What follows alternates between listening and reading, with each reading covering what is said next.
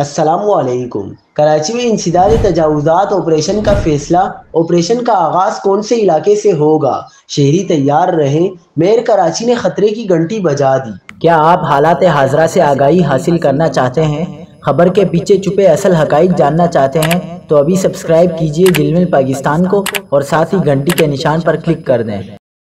آپ کو بتاتے چلیں کہ میئر کراچی مرتضی وہاب نے شہر قائد میں ٹریفک کی روانی برقرار رکھنے کے لیے اہم اقدامات اٹھانے کا فیصلہ کیا ہے۔